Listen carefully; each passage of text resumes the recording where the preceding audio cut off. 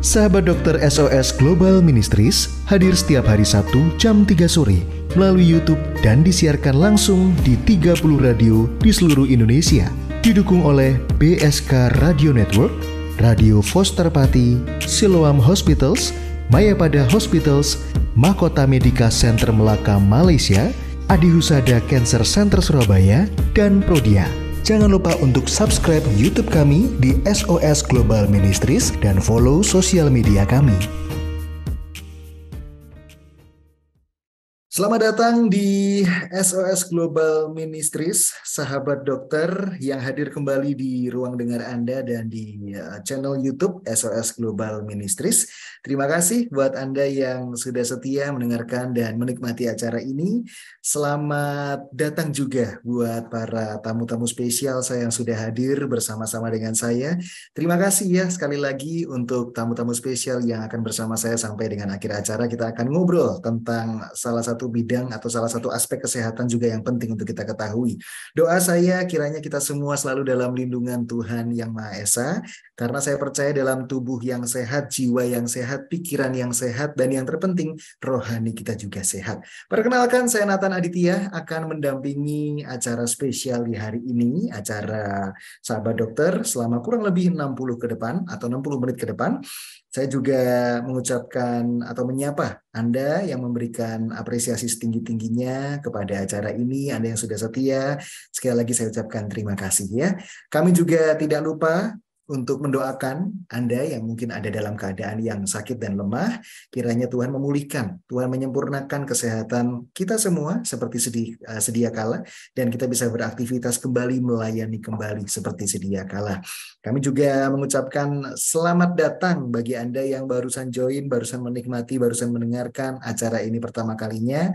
Dan selamat datang, semoga acara ini boleh jadi manfaat buat kita semua ya. Sekarang saya akan memperkenalkan tamu-tamu spesial yang sudah hadir bersama dengan saya. Hari ini pembahasannya sangat spesial, yaitu adalah mengenal lebih jauh tentang benjolan di payudara. Ini yang mungkin Anda sedang alami, atau teman-teman Anda, atau keluarga Anda. Semoga hari ini Anda mendapatkan jawabannya. Bersama dengan saya ada dua tamu spesial. Yang pertama, saya mau menyapa dulu Dr. Arga Patria Nagara, dokter spesialis bedah konsultan bedah onkologi yang aktif melayani di Adi Husada Cancer Center. Selamat datang Dr. Arga, terima kasih sudah join di hari ini. Terima kasih kembali, terima kasih sudah mengundang saya. Sekali lagi terima kasih. Apa kabar dokter, baik? Kabar baik sekali. Ya, luar biasa. Bersyukur kita bisa ketemu sekali lagi, salam kenal. Yang kedua, saya memperkenalkan Ibu Mei, Marketing Manager AHCC atau Adi Husada Cancer Center. Halo Ibu Mei, salam kenal. Selamat sore, salam kenal, sehat selalu. Selamat sore. Terima kasih sudah join di hari ini. Sebelum kita masuk ke topik utama, yaitu tentang mengenal lebih jauh tentang benjolan di payudara, saya begitu banyak pertanyaan yang sudah nggak sabar untuk saya share ke Dr. Arga dan rekan-rekan sekalian. Tapi kita mau mengenal terlebih dahulu AHCC, Adi Husada Cancer Center. Ini apa? Lalu juga apa saja layanannya? Apa saja fasilitasnya? Mungkin bisa disampaikan terlebih dahulu. Saya akan serahkan waktu dan tempat untuk Ibu Mei. Saya persilahkan, Ibu Mei. Baik, terima kasih. Selamat sore semuanya. Perkenalkan saya Mei. Terima kasih atas waktunya yang diberikan oleh sahabat orang sakit kepada Adi Husada Cancer Center untuk bisa memberikan edukasi mengenai apa itu benjolan pada payudara. Nanti akan disampaikan oleh Dr. Arga. Nah, sebelum masuk ke sesi selanjutnya dengan Dr. Arga, izinkan kami memperkenalkan Adi Husada Cancer Center. Adi Husada Cancer Center sendiri ini berada di Surabaya, letaknya khususnya di Rumah Sakit Adi Husada Undaan Wetan. Jadi kita saat ini sudah jalan 6 tahun untuk layanan Cancer Center. Untuk fasilitas kami di Adi Husada Cancer Center atau AHCC, ini kita mempunyai klinik onkologi, kemudian ada kemoterapi, targeted terapi, imunoterapi, dan hormonal terapi, dan juga ada layanan radioterapi. Rumah sakit swasta di Indonesia Timur, baru Rumah Sakit Adi Husada Rumah Sakit Adi Husada Undaan Wetan ini mempunyai layanan radioterapi. Nah, yang terbaru nanti sebelum disampaikan oleh Dokter Arga, kita ada layanan terbaru namanya PABB. Tuh, nah apa itu PABB? Nanti akan dijelaskan oleh Dokter Arga dan akan mengetahui juga apa sih benjolan yang ada di payudara cancer apa. Jadi nanti untuk selanjutnya akan dijelaskan oleh Dokter Arga. Jelas untuk layanan di Adiwusada Cancer Center, saya jelaskan tadi. Jadi kami juga selain kita mempunyai layanan radioterapi, kemoterapi, PABB, kita juga ada yang namanya patient advisor. Nah, ini patient advisor ini tugasnya mendampingi pasien dan keluarga pasien saat berobat. Jadi jangan khawatir untuk pasien-pasien yang di luaran sana nanti, oh saya kalau di ACC harus kemana. Ini nanti ada guide-nya. Dan juga akan membantu mencarikan tempat penginapan, kemudian untuk jalan-jalan yang di Surabaya untuk tempat shopping nanti dari pasien advisor ini akan membantu memberikan edukasi. Nah, juga kita di sini ada dokter-dokter yang kompeten. Kita ada dokter radiasi onkologi, itu ada dokter Herawati, kemudian dokter Ulinta, dokter Lulus, dokter Yoke, dan dokter Yosef. Kemudian kita ada juga prakteknya dokter Arga, spesialis bedah onkologi, dan juga ada temannya dokter Arga, dokter Vidi Pianda, itu juga ahli bedah onkologi. Kemudian ada hematologi onkologi, ada dokter Niken, dan konsultan kami ada Prof. Ugroseno. Itu. Dan juga ada dokter-dokter lain penunjang, karena kita Adiwusada Cancer Center ini integrated cancer. Kita juga jaringan dari IOC. IOC ini apa? Integrated Oncology Center Asia. Jadi yang di Indonesia ini hanya ada di Surabaya, yaitu di ACC. Kemudian ada juga di Hong Kong, Vietnam, Filipina, Malaysia, dan Singapura. Kita juga ada di Indonesia. Jadi kenapa memilih layanan di ACC? Karena kita selain dokter yang kompeten, kita juga standar internasional, baik alatnya, baik SDM-nya, seperti dokternya, radioterapisnya, perawatnya, itu semua mengikuti standar internasional. Ya.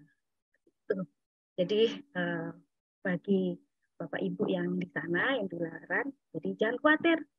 Untuk berobat di Indonesia pun sudah oke, sudah tes. Seperti itu. Baik, luar biasa ya. Kita bersyukur sudah mengenal ACC, bukan hanya layanan untuk pasiennya saja yang diperhatikan, tapi juga untuk keluarga dari pasiennya. Begitu ya, Ibu Mei ya? Ya, betul. Luar biasa. Dan bersyukur ternyata ada di kota Surabaya. Satu kota kita sebenarnya, walaupun kita by Zoom ya, ternyata kita ini satu kota. AHCC, Adiwusada Cancer Center, melayani dengan sangat maksimal, bukan hanya peralatannya saja, bukan hanya pirantinya saja, tetapi juga tenaga ahlinya, bahkan yang sangat diperhatikan juga bukan hanya pasiennya, tetapi juga keluarga dari pasiennya. Kiranya pelayanan ini boleh menghasilkan pelayanan yang maksimal tentunya untuk pasien dan keluarga, supaya boleh lekas sembuh dan boleh beraktivitas dia kala. Seperti itu ya, Ibu Mei ya? Iya, jadi kita juga selain itu ada pendampingan psikolog. Wow, luar biasa. Kita buka untuk keluarga maupun untuk pasien yang membutuhkan motivasi, tempat curhat. Karena kadang seseorang yang didiagnosa cancer itu denial atau penolakan atau itu, jadi kita ada pendampingan psikolog profesional. Baik, seperti itu. Luar biasa ya. Semoga pelayanan dari ACC ini boleh membantu Anda semua, membantu kita semua yang sedang berjuang melawan kanker, begitu ya. Dan juga kita boleh kembali segera pulih, kembali beraktivitas, dan kembali melayani seperti sedia kala.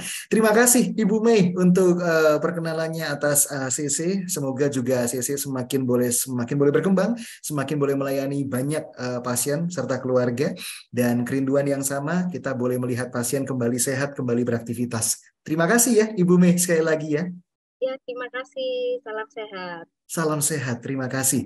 Baik, kita sudah kenalan dengan AHCC, Adiusada Cancer Center. Semoga info ini penting bagi Anda, terutama bagi Anda yang mungkin berjuang gitu ya. Kita semua mengerti kondisi yang begitu tidak mudah untuk pasien kanker seperti itu ya.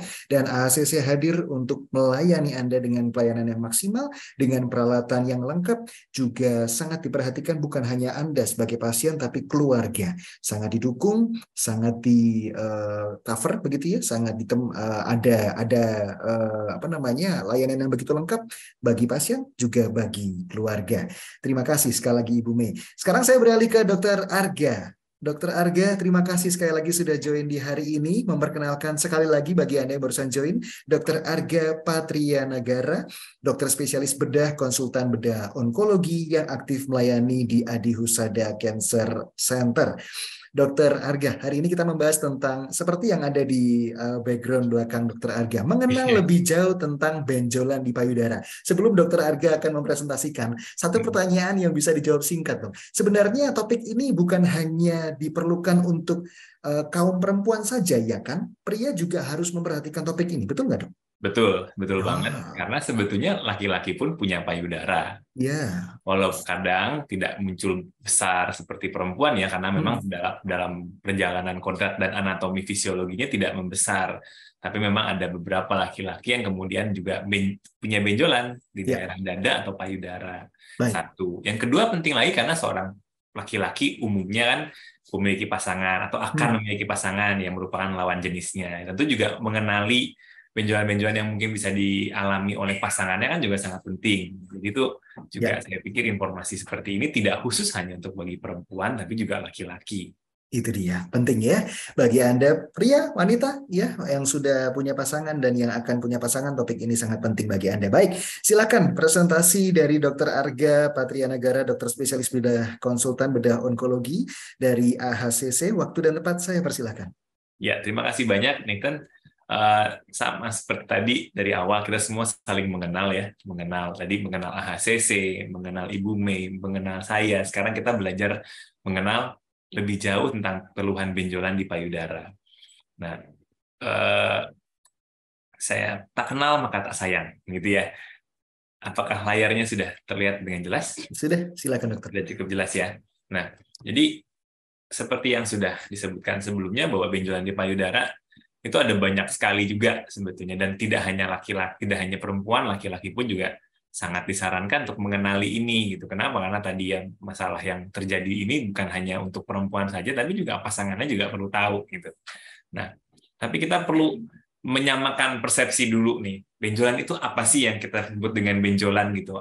Apa semua yang benjol itu nanti benar-benar suatu penyakit yang kita khawatirkan? Karena kalau kita udah bicara soal benjolan pada payudara, kita pasti udah mikirnya yang takut-takut, salah satunya ya kanker. Nah, kita lihat nih di gambar-gambar ini ada benjolan yang warna ada yang bentuknya seperti ini, yang warnanya kemerahan, ada yang bentuknya bulat, ada yang bentuknya tidak beraturan, ada yang seperti jamur ya. Kita bisa lihat gitu. Ada yang tidak warnanya sama dengan kulit sekitar, itu ada yang bentuknya tidak beraturan atau ada bintik-bintik yang banyak. Nah, lalu kalau kita bicara benjolan lagi, apa itu sama benjolan sama tumor? Kan begitu ya. Nah, sebetulnya kalau kita bicara per definisi, bahasa tumor itu sebetulnya ya benjolan. Jadi semua yang bentuknya benjolan itu adalah tumor dalam bahasa medis. Atau kalau kita kenal dengan bahasa Inggris ya lump atau mass atau massa. Jadi apapun yang bentuknya menonjol besar itu ya bisa dikatakan benjolan tumor. Tetapi kalau kita berbicara soal lebih dalam lagi, benjolan yang terjadi dan sampai menjadi kanker, ini kita bicara hal yang lebih spesifik, namanya neoplasia. Nah, sebelum kita bicara neoplasia, kita lihat dulu gambar yang sebelah kanan sedikit nih. Ini kita lihat nih, di yang kolom tengah ini sebetulnya adalah sel-sel, ilustrasi sel-sel yang normal ya, bentuknya kotak persegi panjang, gitu semuanya seragam. Ini bayangkan seperti sel kulit, ya bentuknya begini, sel rambut, bentuknya nanti berbeda lagi gitu, tapi mereka seragam, homogen gitu, masing-masing punya tugasnya masing-masing. Jadi sama kalau kayak manusia itu ya, kalau tentara bajunya loreng-loreng hijau, atau kalau angkatan laut warna biru. Nah, tapi sel-sel ini bisa berubah ya, bisa terjadi gangguannya bisa karena sel itu sendiri, misalnya selnya dia membengkak, namanya hipertrofi gitu. Nah, ini yang mungkin kalau kita lihat ada orang gatel gitu kadang-kadang, ini hipertrofi nih, dia membengkak, tapi sebetulnya selnya normal, selnya tidak ada masalah, fungsinya baik-baik saja, cuma dia bengkak aja karena sakit, dan bisa kempes lagi kan gitu. Ada lagi misalnya yang jumlahnya bertambah, jadi harusnya nih jumlahnya misalnya rata-rata ada sekitar 20 gitu, tapi dia tiba-tiba jumlahnya bertambah banyak, jadi 30, jadi 30, jadi 35, jadi 100. Ini yang kita kenal dengan istilah namanya hiperplasia, jadi pertumbuhannya bertambah banyak. Ada juga yang kelainan lagi namanya displasia. Jadi misalnya harusnya warna bentuknya kotak-kotak segini homogen rata ya. Tapi tiba-tiba dia tetap kotak tapi bentuknya berbeda-beda. Ada yang bentuknya besar kecil, ada yang bentuknya memanjang, ada yang memendek. Ya, ini semua juga suatu perubahan gitu. Tapi masih hanya perubahan bentuk saja tapi masih bentuk fungsinya normal. Nah, neoplasia itu adalah sel-sel yang awalnya bentuknya kotak. Dia berubah sekarang udah nggak kotak lagi. Jadi bentuknya bintang. Jadi bentuknya ada kaki-kakinya berbenjol-benjol gitu. Jadi bentuknya sudah disorganized, ini bahasa di sininya ya. Dan jumlahnya juga banyak. Jadi kombinasi antara hiperplasia dan displasia menjadi neoplasia.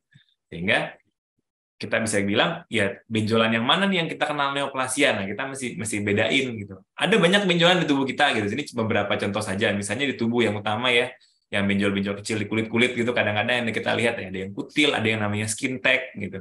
Atau benjolan di daerah lipat paha.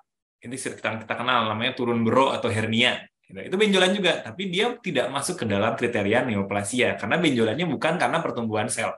Atau contoh lain misalnya ada ganglion cyst, ini benjolan yang suka muncul paling sering tuh biasanya di pergelangan.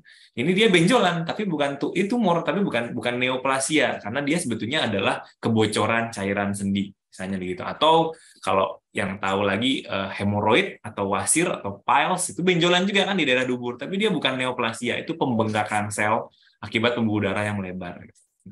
Sehingga kalau kita kembali lagi ke definisi, neoplasia itu adalah pertumbuhan massa atau jaringan yang karena ada pertumbuhan sel yang berlebihan dan harusnya dia fungsinya A berubah jadi yang tidak A lagi dan kadang-kadang usianya bertambah panjang. Nah, inilah tumor yang sebetulnya yang kita lebih sering kenal lagi. Ini neoplasia, ini gitu benjolan yang ini yang kita maksud dengan tumor secara umum. Nah, tumor ini atau neoplasia ini sifatnya bisa saja jinak atau bahasa kedokterannya benign, bisa juga ganas atau malignan atau yang inilah yang kita kenal dengan istilah umum kanker. Kanker ini nih yang nanti bermasalah. Apa sih bedanya tumor sama kanker? Tumor ini artinya tadi neoplasia jinak atau tumor jinak sama kanker neoplasia ganas. Ini ada panduan dari Kemenkes sudah cukup lama sebetulnya ya. Ini sudah ditunjukin di sini. Sel yang tumbuhnya tidak normal pada beberapa bagian tubuh, tapi dia biasanya tidak merusak jaringan sekitarnya, tidak melakukan banyak gangguan lah gitu, dan tumbuhnya perlahan-lahan. Sementara kalau kanker, kita bisa lihat gambarnya ini, dia bisa pecah, bisa keluar, bisa menyebar ke tubuh lain, bisa merusak jaringan sekitarnya, bahkan bisa menyebar melalui peredaran darah, kelenjar getah bening, dan lain sebagainya.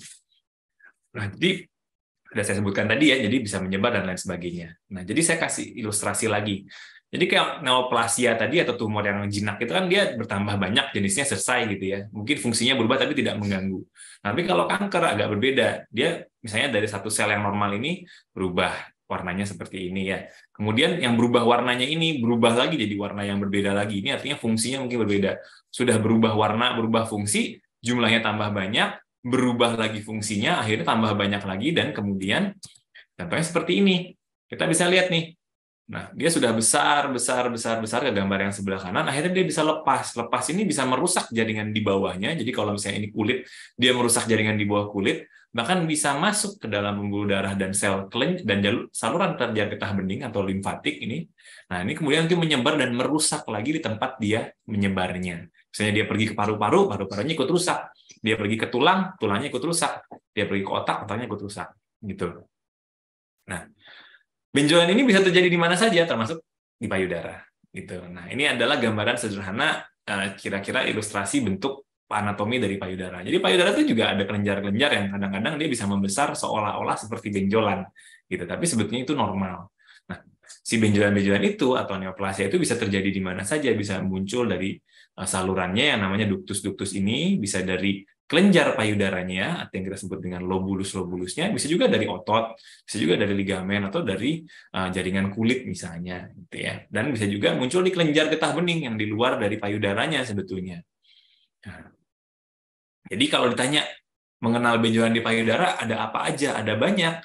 Sebetulnya pelebaran dari pembuluh darah aja bisa menonjol, pelebaran dari kelenjar payudara bisa seperti ada benjolan gitu, atau payudara yang sedang gatel, sedang bengkak karena menyusui itu juga bisa diraba sebagai benjolan. Atau memang ada benjolan gitu, seperti ada cairan yang isinya bisa cairan susu kalau bagi yang menyusui yang kemudian tersumbat, atau bisa jadi isinya nanah yang dikenal dengan istilah namanya abses. Atau bisa juga yang kita kenal dengan benjolan yang namanya solid mass atau neoplasia tadi, yang mana yang paling sering kalau benjolan yang jinak itu ada dua nih. Satu namanya fibroadenoma, dua namanya fibrokistik change atau fibrokistik saja. Apa bedanya? Ini saya dapat satu nih dari internet cukup bagus, ada ilustrasi. Ada dua tumor yang paling sering di payudara ini, tumor jinak yang fibrokistik change itu biasanya benjolannya sebetulnya isinya cairan. Terus di dalam cairan itu biasanya ada warnanya juga nih, warnanya seperti kehijauan gitu, dan bisa diaspirasi. Kadang-kadang nyeri buat bagian banyak perempuan. Nah, yang kedua adalah fibroadenoma. Ini adalah betul-betul neoplasia yang padat, di mana sel-selnya itu tumbuh tidak normal, tapi kalau dia jinak, biasanya dia bentuknya batasnya tegas. Benjolan-benjolan seperti inilah nanti yang kadang-kadang perlu dilakukan pengambilan sampel jaringan yang dikenal dengan nama biopsi, gitu ya. Nah, kalau kita bicara tadi benjolan jinak kan artinya sudah ada banyak tuh, bisa infeksi, bisa pelebaran kelenjar susu karena menyusui atau kelenjar susu yang tersumbat.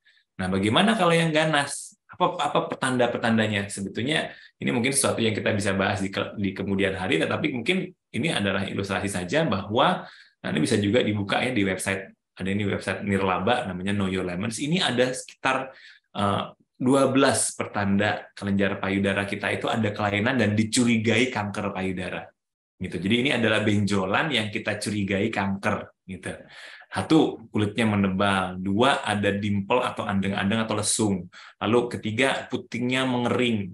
Atau ada perasaan merah dan panas. Walaupun ini tidak selalu kanker ya, infeksi juga bisa terjadi. Atau keluar cairan dari puting yang seharusnya tidak terjadi.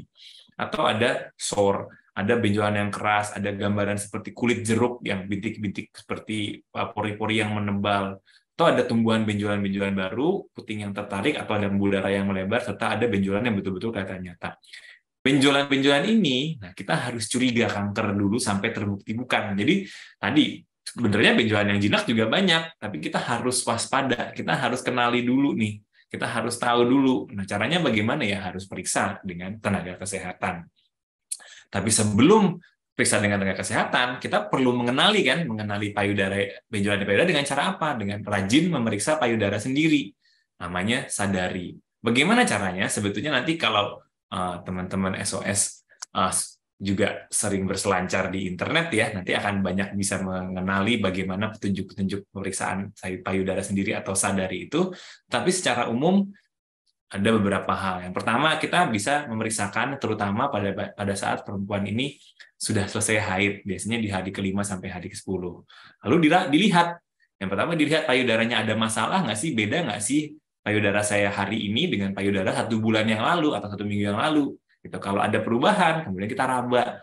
Bagaimana cara rabanya? Ada banyak, yang di sini dicontohkan adalah metodenya spiral. Dari dalam puting, terus berputar sampai keluar secara bertahap, sehingga kita bisa meraba seluruh bagian payudara. Nah, ini juga bisa dikebalikannya, dari luar ke dalam. Atau seperti anak tangga, dari atas ke bawah, bawah ke atas ke bawah, bawah ke atas. Tujuannya adalah untuk meraba bagian payudara kita ini ada sesuatu yang beda nggak sih, ada benjolan nggak sih, gitu. Yang kedua, selain kita massase atau kita raba, kita kemudian jalan ke daerah leher ke atas tulang belik, ke atas tulang selangka di sini. Ini ya sama, ini daerah-daerah kelenjar getah bening yang kadang-kadang kita juga merupakan benjolan selain di luar payudaranya. Terakhir, kita juga meraba di daerah yang ketiak kita, karena tadi ada benjolan di ketiak yang disebabkan karena pembesaran kelenjar getah bening. Gitu. Kalau kita menemukan kelainan, baik secara visual, pandangan mata, maupun perabaan kita, ini sudah pertanda buat kita untuk memeriksakan diri kita ke dokter atau tenaga kesehatan terdekat untuk mendapatkan konfirmasi benjolan ini atau kelainan ini salah nggak sih, satu kelainan yang sifatnya kanker nggak sih, gitu. Sehingga kita bisa lebih cepat lagi menemukan penyakit ini kalaupun dia kanker ya dalam stadiumnya awal, atau kalau dia bukan kanker kita sudah bisa bernafas lega, oh ternyata bukan kanker gitu. Jadi kita lebih bagus mengenalinya dengan lebih awal. Nah, Terus kalau misalnya kita curiga ini kanker, karena nanti dokter akan punya beberapa pemeriksaan ya. Biasanya dokter itu punya 3 langkah pemeriksaan, namanya triple diagnostik. Biasanya selain dokternya sendiri juga akan periksa, ada pemeriksaan yang namanya pemeriksaan imaging atau pemeriksaan pencitraan, yaitu menggunakan alat bantu berupa USG atau mamografi, tergantung nanti usianya berapa, kondisi payudaranya bagaimana, untuk mengenali dari jauh kira-kira ini apa ya, benar-benar kanker atau bukan. Selanjutnya, kalau itu benjolannya sudah kita tentukan dari USG dan pemeriksaan itu suatu tumor yang sifatnya apa, nanti kemungkinan besar kita juga membutuhkan pemeriksaan ketiga, diagnostik ketiga yang namanya pemeriksaan jaringan atau biopsi. Jadi pemeriksaan triple diagnostik yaitu pemeriksaan klinis oleh ahli klinis ya, atau kita juga tahu namanya sadanis, pemeriksaan payudara oleh tenaga klinis. Lalu pemeriksaan radiologis atau imaging atau pencitraan yaitu berupa USG atau mamografi, dan terakhir adalah pemeriksaan patologis atau pemeriksaan jaringan.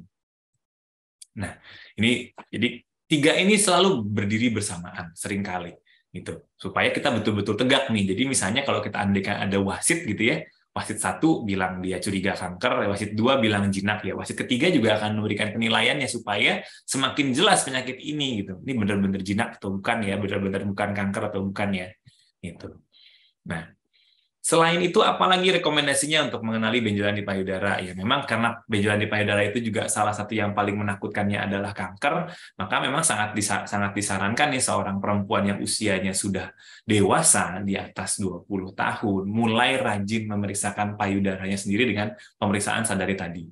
Nah, kemudian bagi mereka yang sudah di atas 30 tahun, ini bisa dilihat ini rekomendasi dari American College of Radiology atau ahli radiologi di Amerika, sudah umur 30 tahun sudah mulai berpikiran saya punya resiko tinggi nggak kena kanker gitu, dengan cara nanti bertanya pada tenaga kesehatan mengenai pedigree, misalnya silsilah keluarganya, ada nggak sih di keluarga yang punya penyakit kanker, atau faktor-faktor resiko lain seperti gaya hidup, misalnya kebiasaan merokok, minum alkohol yang berlebihan, makan makanan yang tidak sehat, itu kadang-kadang menjadi salah satu faktor yang bisa menjadi faktor risiko. Kemudian bagi mereka yang sudah di atas 40 tahun, disarankan untuk menjalani screening rutin selain sadari, yaitu melakukan mamografi secara rutin setiap tahunnya, atau bisa lebih cepat tergantung keadaan dari seseorang tersebut. Dan screening ini dilakukan sampai usianya 74-75 tahun. Artinya terus-menerus. Supaya apa? Supaya kita bisa mengenali benjolan di payudara kita ini lebih dini, lebih cepat, sehingga kalaupun dia kanker, kita bisa menangani pada stadium yang sangat awal, yang mana kalau ditangani pada stadium awal, kanker itu hasilnya bisa sangat bagus penyembuhannya. Dan kalau dia bukan kanker atau tumor jinak, itu juga kita bisa mendapatkan pengobatan yang paling tepat di saat masih awal.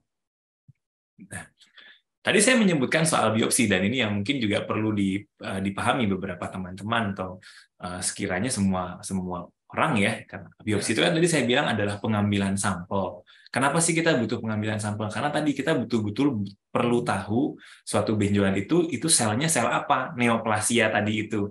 Neoplasia yang cuma displasia aja, neoplasia yang cuma membesar aja, atau benar-benar neoplasia yang selnya sudah berubah bentuknya macam-macam dan bahkan bersifat ganas. Oleh karena itu kita perlu melakukan ngambil jaringan sedikit.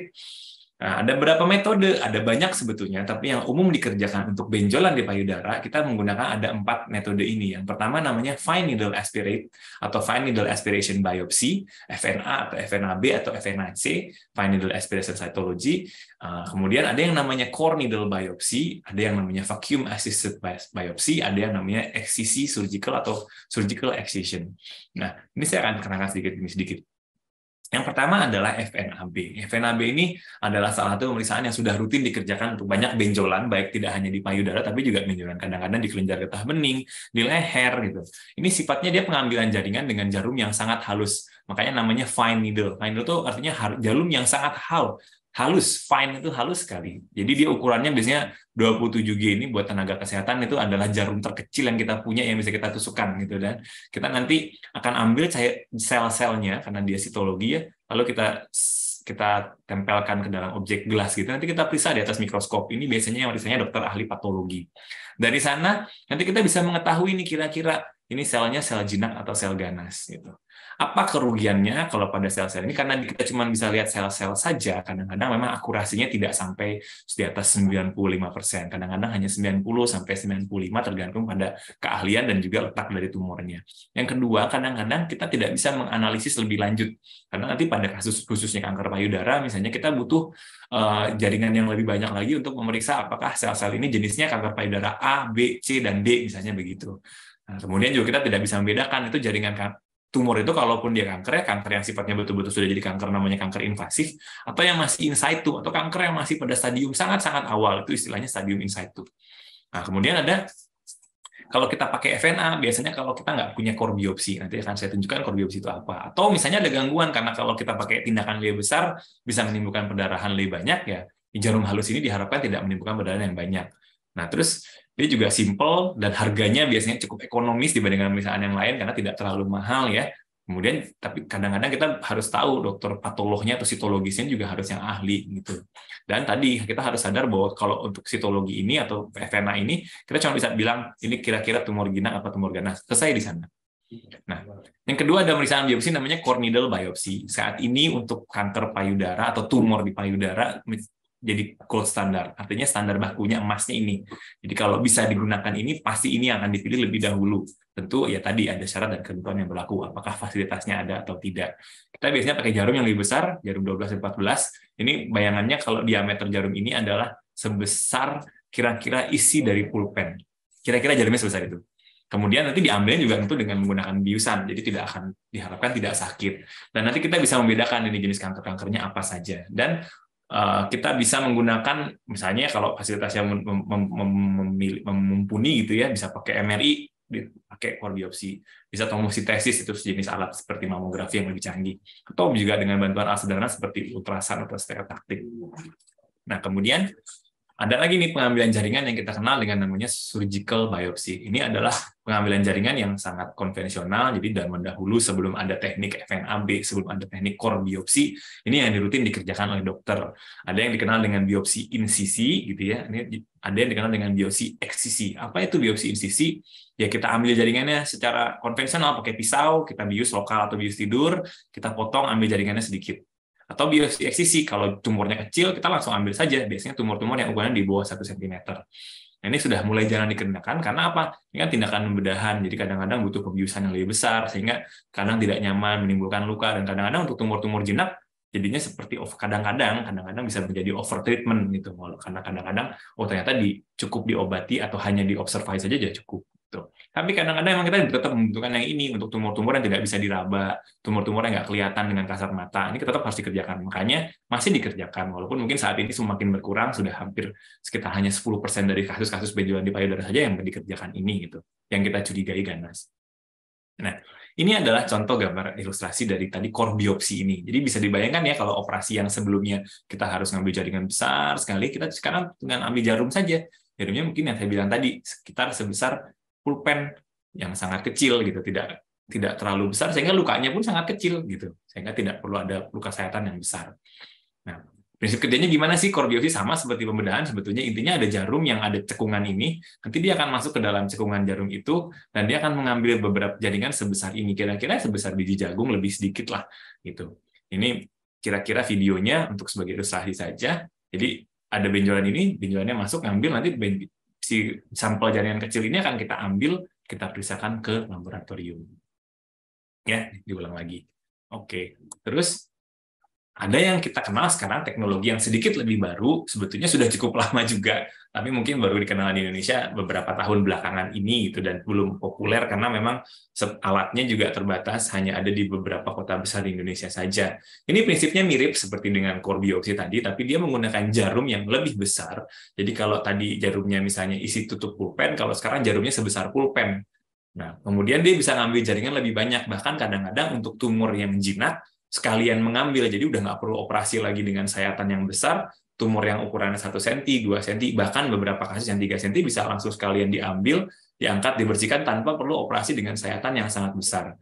Keuntungan lagi sama seperti biopsi yang jarum halus atau FNA tadi, atau biopsi dengan core biopsi itu bisa digunakan dengan metode bius lokal, sehingga dia tidak perlu rawat inap terlalu lama, bisa segera datang, ke poliklinik, lalu bisa pulang dalam waktu 1-2 jam kemudian. Jadi betul-betul sangat menghemat waktu, efisien, dan efektif. Gitu. Bagaimana prosedurnya? Ini adalah ilustrasinya. Jadi ada sebuah alat yang saya bilang tadi seperti pulpen, ini pegangannya saja, yang masuk adalah jarumnya saja. Nanti dia akan masuk ke dalam luka yang kita buat dengan ukuran yang sebesar pulpen ini juga. Nah, dengan bantuan USG, alat ini akan masuk. Nanti setelah masuk, dia sama akan memotong sedikit demi sedikit dan mengambil jaringan-jaringan yang ada di kita curigai tumor tadi itu. Dari sana kita bisa sekaligus langsung membersihkan. Jadi sekalian mengangkat semua tumornya. Lebih jauh lagi, mungkin ini adalah ilustrasinya. Jadi kira-kira anggaplah ada benjolan. Ini prinsipnya, benjolan ini akan ditaruh di dalam chamber ini, dalam ruangan ini, dan ini ada ada tekanan ini ya, vakum ya. Nah, jaringan yang kita itu akan disedot, ditarik, lalu akan dipotong perlahan. Dipotong, ini terlalu perlahan ya, aslinya dia dengan lebih cepat lagi, sehingga sangat menghemat waktu. Jadi setelah itu, potongannya ini akan diambil, dibawa, dimasukkan ke dalam aparatus di tempat mesinnya. Nanti sama lagi, dia akan menyedot lagi, memotong lagi, terus-menerus sama seperti prinsipnya kita ngambil kue spiku itu diambil selapis demi lapis. Gitu. Ini dipotong lagi, diambil lagi, kita bisa lihat ilustrasinya ini ya. Jadi sama, memotong lagi, kira-kira demikian. Dan ini diteruskan dilakukan terus-menerus.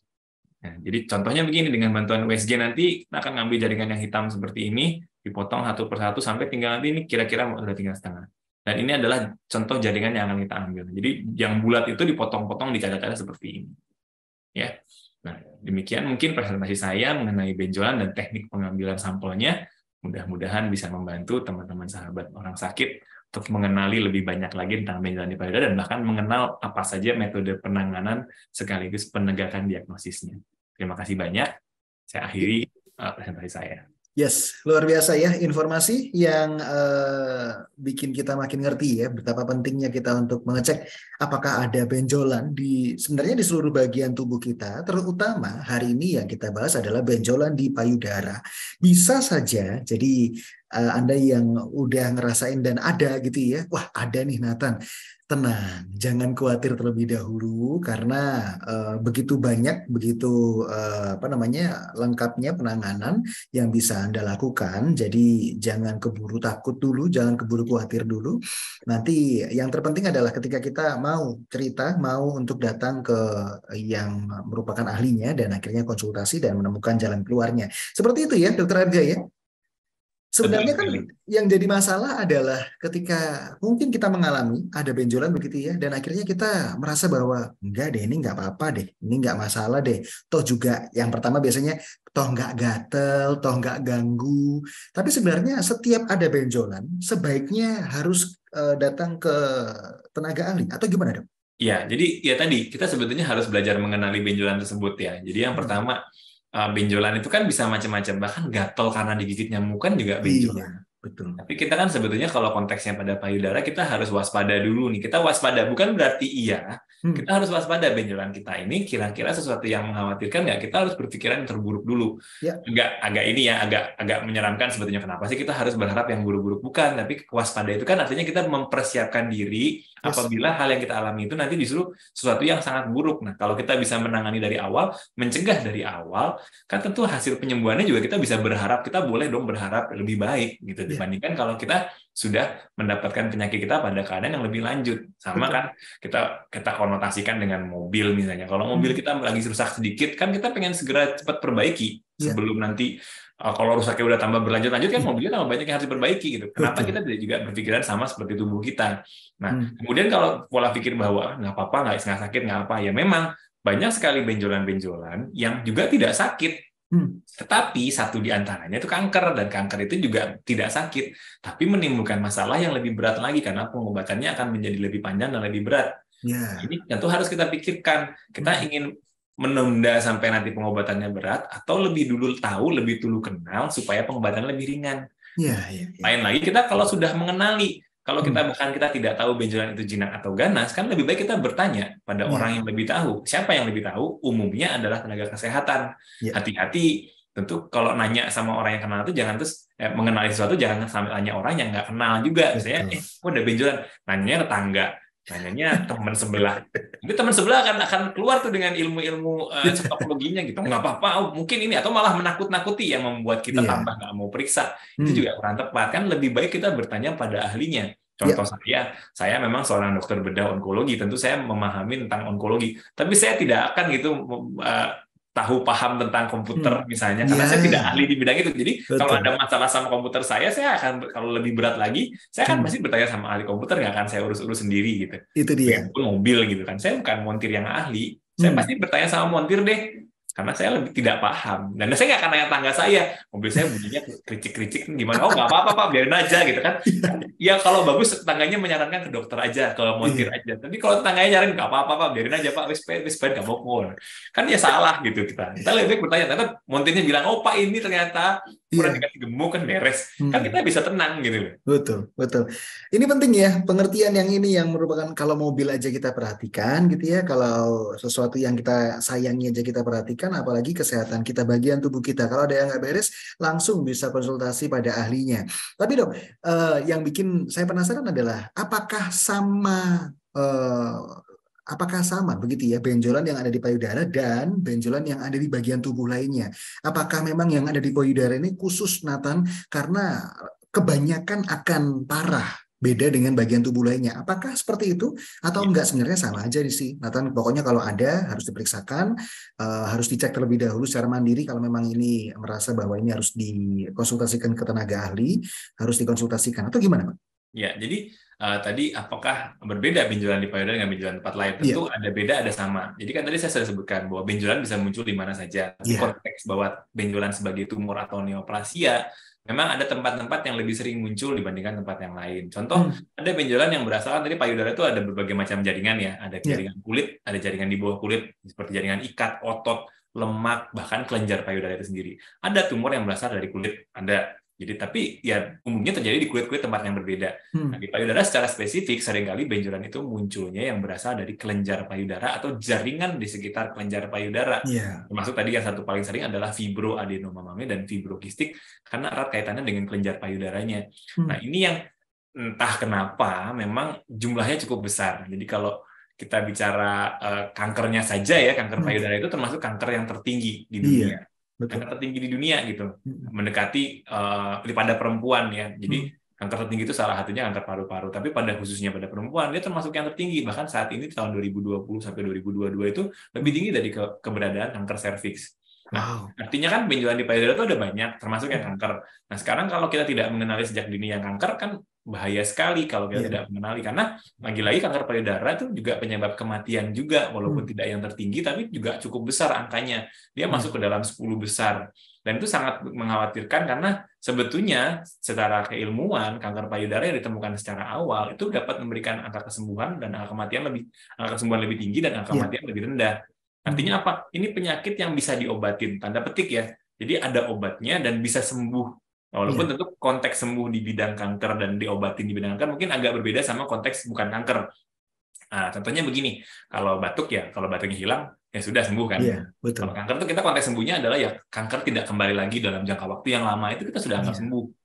Atau kankernya yang sudah kita obatin dari ada menjadi hilang, sudah tidak terdeteksi, sama seperti penyakit virus misalnya. Gitu. Baik. Jadi artinya pada keadaan yang awal, kalau ini kanker bisa sembuh dengan baik, dengan cepat, dengan baik.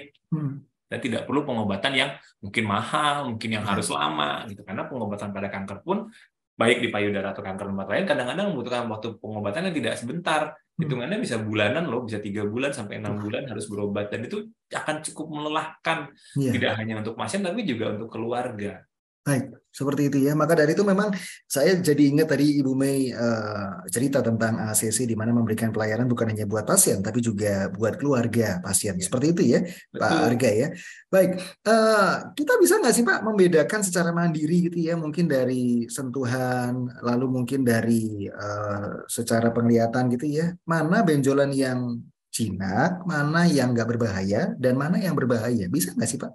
Ya, jadi kalau kita bicara soal kanker lagi sebagai penyakit ya, kanker itu dia punya 3 tanda khusus gitu. Dia punya 3 sifat khusus yang sering kita jadikan tanda peringatan gitu. Kalau kita punya benjolan gitu dan kita curiga kanker, itu tandanya 3. 1, dia pertumbuhannya cepat.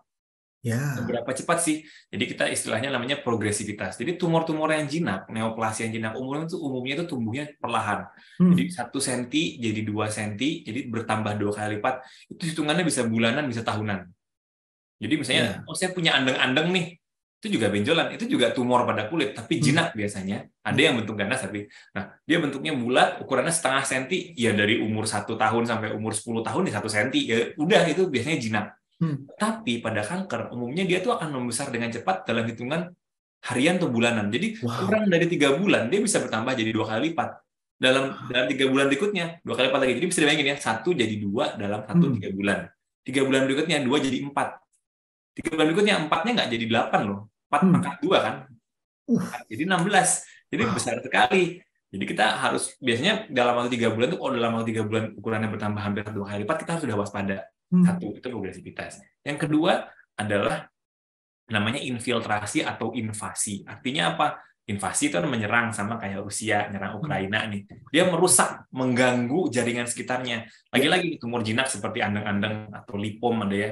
Itu biasanya dia tidak merusak. Andeng-andeng ya gitu aja, kulit sekitarnya manis-manis aja. Bahkan wajah, kalau letaknya di wajah gitu, di pojok bibir, kadang-kadang membuat tambah manis seorang perempuan biasanya gitu ya. Tapi kalau dia kanker, terutama kanker payudara, dia akan merusak jaringan payudara di sekitarnya. Payudaranya jadi sedikit lebih keras, jadi lebih kisut, atau lebih besar, bengkak, atau kulitnya jadi berubah warnanya. Nah, kalau ada terjadi seperti itu, dan jangka waktunya panjang, artinya payudara kemerahan itu mungkin saja terjadi pada wanita yang menyusui. Tapi kok ini sudah begini, tapi berminggu-minggu, kita harus waspada. Gitu. 1 minggu, 2 minggu, kok terus? Kita harus waspada. Artinya ada gangguan nih, ada menginvasi, menginfiltrasi jaringan sekitarnya. Yang terakhir, dia bisa metastasis, bisa menyebar ke tempat lain. Misalnya benjolannya 1, tapi di kanan tiba-tiba ada lagi benjolan di tempat lain. Itu contoh ekstrim. Atau di otak, tapi itu kadang-kadang kita nggak bisa lihat. Kelihatannya baru belakangan. Nah, itu yang hati-hati sekali. Sehingga memang untuk mengenali kanker payudara, benjolan yang jinak atau ganas, memang butuh kewaspadaan. Biasanya kalau tenaga medis yang sudah terlatih dan sudah familiar melihatnya, kita bisa kadang-kadang melihat nih, oh ini kemungkinannya ini, kemungkinannya itu. Tapi memang di mata masyarakat yang lebih jarang menemukan, ya tanda-tanda tadi yang saya sebutkan di gambar Know Your Lemon itu 8 tanda, 12 tanda yang kita harus hati-hati waspada. Bukan pasti kanker, tapi kita harus waspada ke sana. Baik, seperti itu ya. Secara mandiri kita bisa, tapi memang lebih akurat, lebih cermat, Harus kita bisa lagi. langsung diperiksakan ya ke tenaga kesehatan. Baik, usia berapa sih dok sebenarnya kita sebaiknya ya untuk memeriksakan apakah memang walaupun nggak ada benjolan tetap harus diperiksakan ya sebenarnya ya. Usia berapa dok sebenarnya? Ya, jadi sadari itu sebetulnya direkomendasikan bagi perempuan yang sudah dewasa secara status hormonnya sudah full. Jadi maksudnya tidak, menstruasinya sudah lancar, tidak ada gangguan-gangguan perubahan hormonal lagi. Atau mereka yang di atas 20 tahun sebetulnya sudah mulai disarankan untuk periksa sadari, yaitu screening. Karena gini, ada kanker-kanker yang kita bisa cegah dengan menghindari faktor resiko namanya.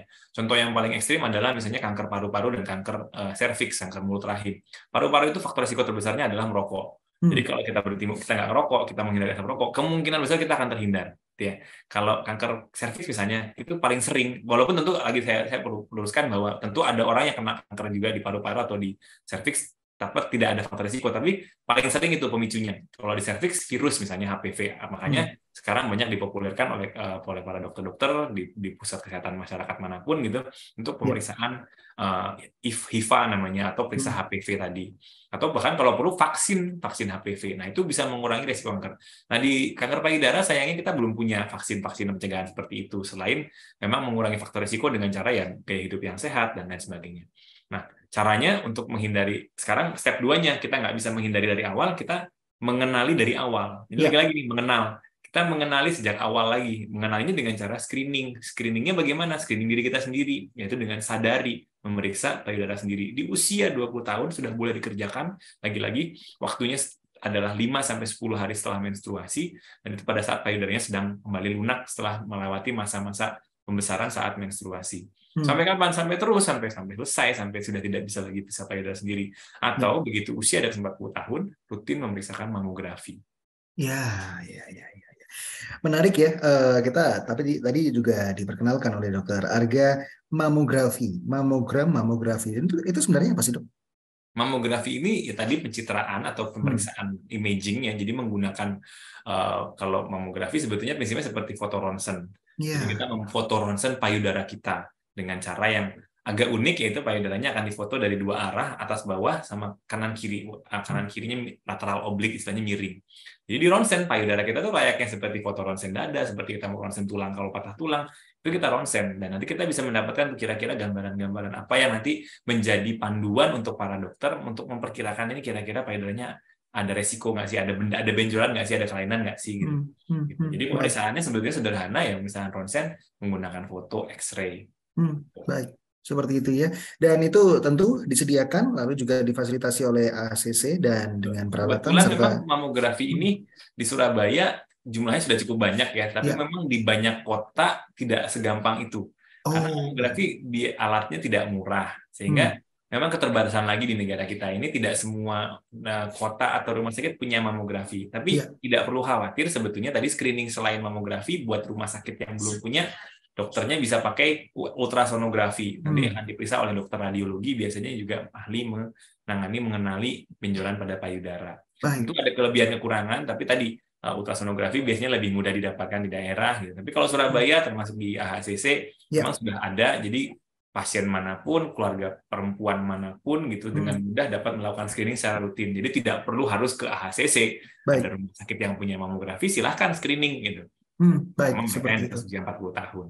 Ya, itu dia ya. Semoga kita makin aware lah akan kesehatan, terutama kalau yang ada di bagian payudara kita, apakah ada benjolan, itu harus diperiksakan. Sebenarnya dok, kita masuk di poin-poin terakhir menjelang kita selesai acara ini.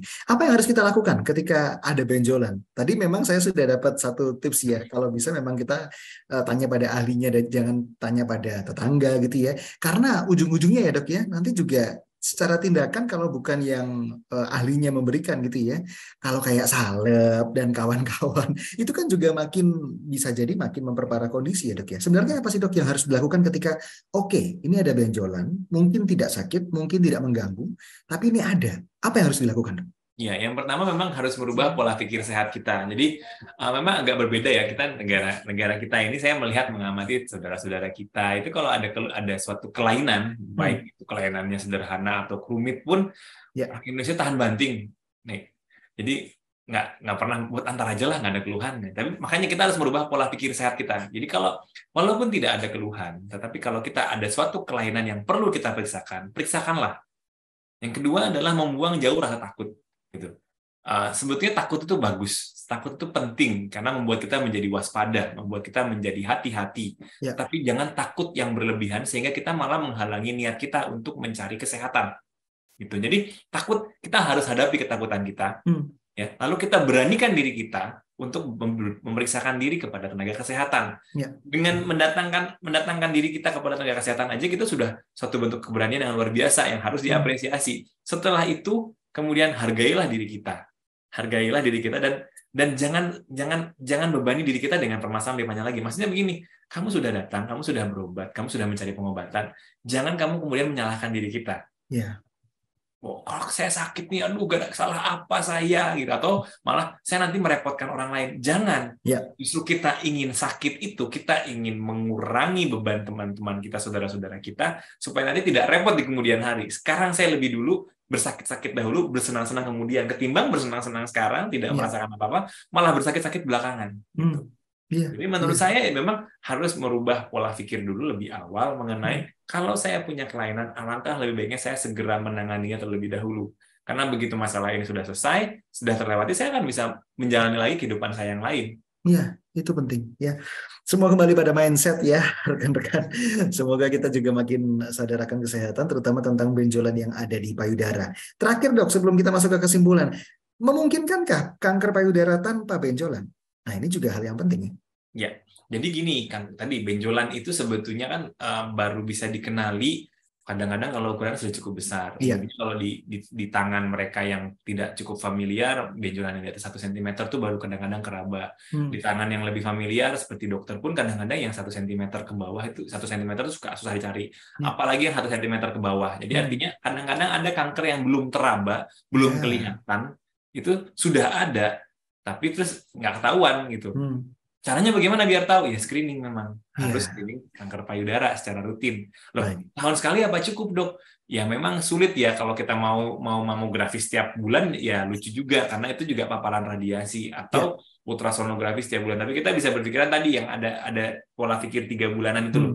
3 bulanan itu kalau kita menemukan sekarang nggak ada, tiba-tiba 3 bulan lagi saat kita meraba jadi ada, kan sebetulnya kita masih dalam within limits-nya. Jadi nggak perlu nunggu setahun, kita bisa periksa lagi gitu. Tapi makanya mamografi itu sebagai screening, tapi di tengah-tengahnya kita periksa payudara sendiri secara rutin. Oke, baik. Seperti itu ya. Penting bagi kita ya. Luar biasa penjelasan dari Dr. Arga. Semoga bikin kita tidak takut ya. Ada seseorang tenaga kesehatan yang bilang sama Nathan bahwa benjolan yang ada di payudara karena kasusnya tidak sedikit, begitu pula tentang penelitiannya. Jadi pengobatannya pun relatif bukan mudah ya, maksudnya akan banyak yang bisa dilakukan untuk kita bisa sembuh. Seperti itu ya, Dokter Arga ya. Karena memang ini yang penting ya, nggak usah takut, tapi perlu kita waspadai. Kita masuk ke kesimpulan sebelum kita berakhir, Dokter Arga, untuk mengenal lebih jauh tentang benjolan di payudara. Sebagai konklusi, silahkan Dokter Arga Patria Negara. Ya, tak kenal maka tak sayang. Maka bila kita belum kenal kelainan di benjolan di payudara kita ini, lebih baik kita belajar berkenalan. Kalau kita belum tahu bagaimana cara mengenalinya, kita minta tolong orang yang bisa membantu kita mengenal lebih banyak. Gitu. Jadi, kenali mengenai benjolan tersebut, kenali juga cara penanganannya, sehingga kita juga nanti bisa kenal juga bagaimana hasil akhirnya, hasilnya bagaimana gitu. Jadi kita tidak hanya mengenal dari kita sudah kenal sekarang gitu. Jadi problemnya, saya sudah kenal sekarang benjolan di payudara itu ada banyak ya, ada kanker, ada bukan kanker. Udah selesai gitu. Jangan begitu, jangan berhenti dikenal lebih jauh tentang, tidak hanya kenal benjolannya saja, tapi kenali lebih jauh tentang juga penanganannya, pemeriksaannya, dan bahkan nanti bagaimana prognosisnya atau kemungkinan sembuhnya. Kalau kita kenal kan kita akan tenang, akan nyaman. Kalaupun ini kanker dari stadium awal, saya sudah kenal nih, ternyata kalau pengobatannya bagus, stadiumnya awal saya bisa sembuh dengan baik. Saya tidak perlu pengobatan yang terlalu berat. Jadi kenal lebih jauh itu penting sekali, tidak hanya sekedar kenal saja. Itu dia, penting ya. Kenal lebih jauh itu penting, bukan hanya sekedar kenal saja. Semoga dari pembicaraan kita bukan hanya sekedar tahu, bukan hanya sekedar kenal, tapi kita juga semakin waspada. Kalaupun memang itu ada, jangan takut, jangan khawatir, segera periksakan, karena sesegera mungkin Anda memeriksakan, sesegera mungkin pula itu juga bisa sembuh dan kembali boleh pulih kembali seperti sedia kala. Terima kasih Dr. Arga sudah sharing di hari ini, sharing yang sungguh sangat penting buat kita, apalagi buat kita yang pengen lebih mengenal tentang benjolan yang ada di payudara. Dan sekali lagi saya mengucapkan terima kasih Dr. Arga. Ini info yang sangat berharga buat kita semua, baik pria maupun perempuan gitu ya. Dan saya juga mengucapkan terima kasih buat segala support dan dukungan dari rekan-rekan yang hadir di siaran kali ini. Tadi ada Ibu Mei, ada Dr. Arga juga, sehingga acara ini boleh terlaksana dengan baik. Sekali lagi, sahabat Dokter SOS Global Ministries hadir di akun YouTube yang bisa Anda subscribe juga. Silahkan di SOS Global Ministries. Saya Nathan Aditya selaku pembawa acara dan tim sahabat dokter mengucapkan terima kasih. Sampai jumpa di episode selanjutnya. Sekali lagi Dr. Arga, terima kasih. Kita ketemu di lain waktu ya dokter. Sampai bertemu lagi. Sukses selalu. Thank you. Baik, sebagai penutup, marilah kita memberikan lambaian tangan kepada setiap narasumber. Dan hari ini kita berakhir. Semoga acara ini boleh bermanfaat buat kita semua. Sehat selalu buat Anda yang sedang mengalami sakit. Doa kami supaya kita boleh sehat dan kembali beraktivitas serta melayani bersama. Terima kasih.